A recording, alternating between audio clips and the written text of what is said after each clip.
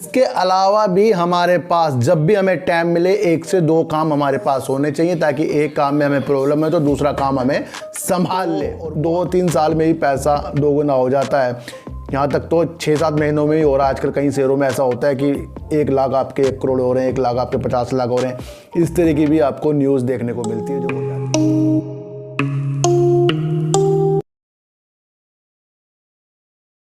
नमस्कार, मैं स्वागत करता हूं आपका अपने ही चैनल में जिसका नाम है सार्थक बाजार से। और आज बात करेंगे सर बीपीसीएल की, अडानी इंटरप्राइजेस की और बात करेंगे सर यस बैंक की।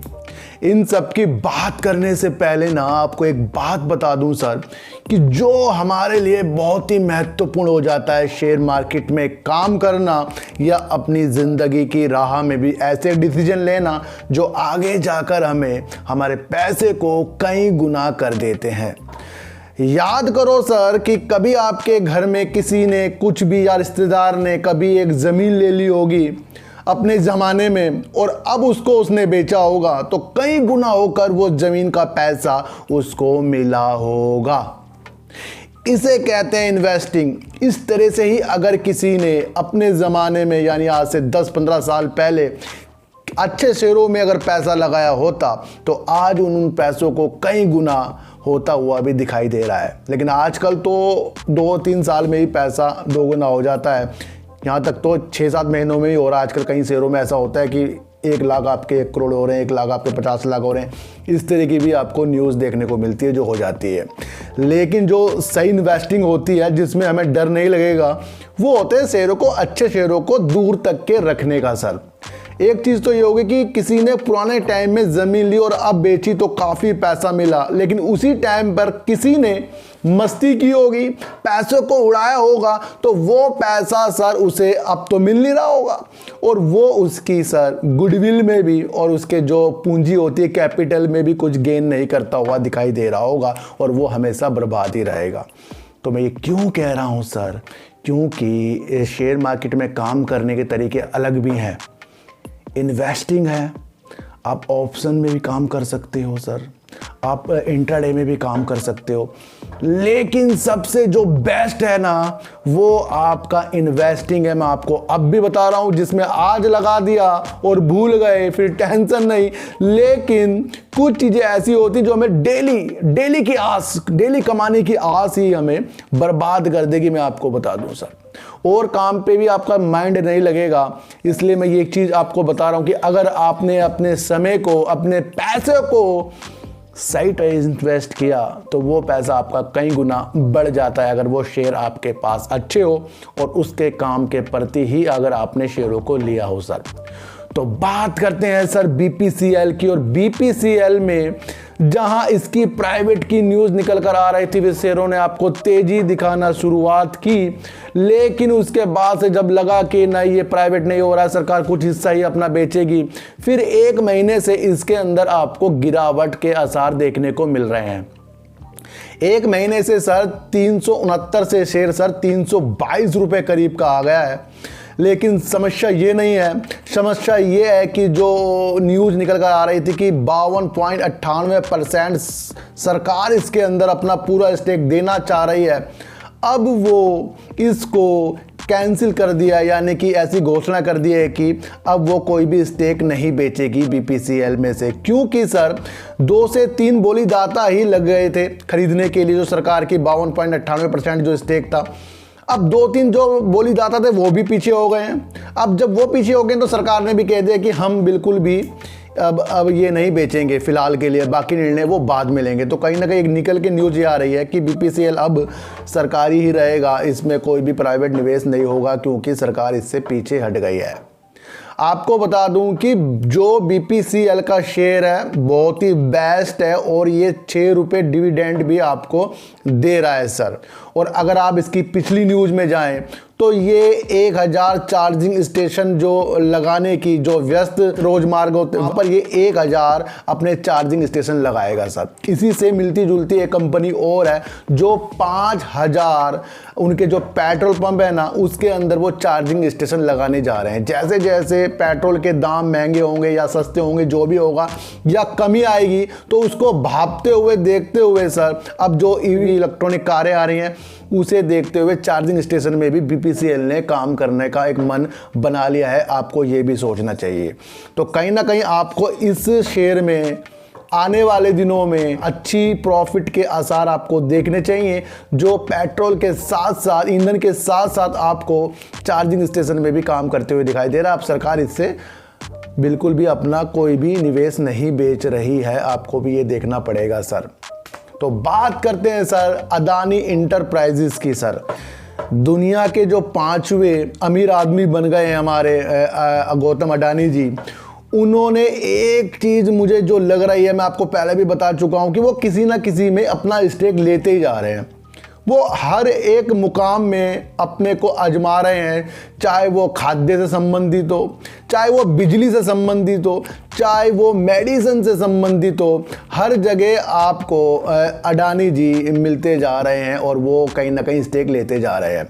अभी अडानी जी ने यानी कि आज के दिन 27 मई को घोषणा की है कि उन्होंने सर जनरल एरोनॉटिक्स लिमिटेड में 50% की हिस्सेदारी लेने का घोषणा उन्होंने कर दी है। इससे उनको अब रोबोटिक क्षेत्र में और ड्रोन के क्षेत्र में और ज़्यादा बढ़ावा देखने को आपको मिलेगा और इसका सीधा साधा आपको इफेक्ट अडानी इंटरप्राइजेज में देखने को मिलेगा सर।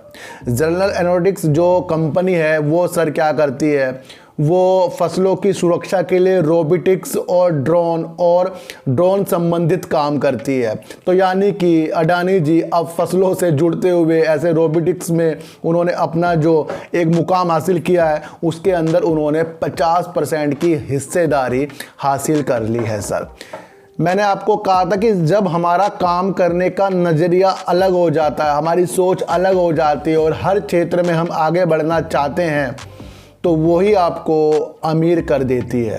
अडानी जी एक ही बिजनेस के साथ रहते तो आज वो दुनिया के अमीर आदमी नहीं बनते। इससे हमें एक सीख ये मिलती है, चलो हम तो इतने अमीर नहीं बन सकते, बन भी सकते हैं अगर हमारा माइंड सही रहा, अगर हम एक डायरेक्शन में चलते रहे और उसे हम बढ़ाते रहे तो हम बन सकते हैं, ऐसी कोई बड़ी बात नहीं है।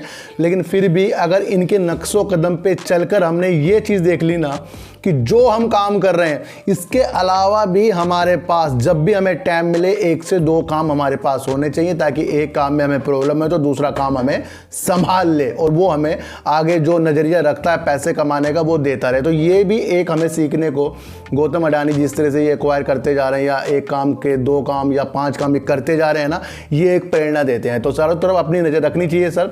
शेयर खरीदने के साथ साथ ना शेयरों के जो मालिक होते हैं ना इनके ऊपर भी नज़र रखनी चाहिए कि भाई किस तरह से अपनी दिनचर्या बिताते हैं और क्या क्या इनका सोचने का तरीका है।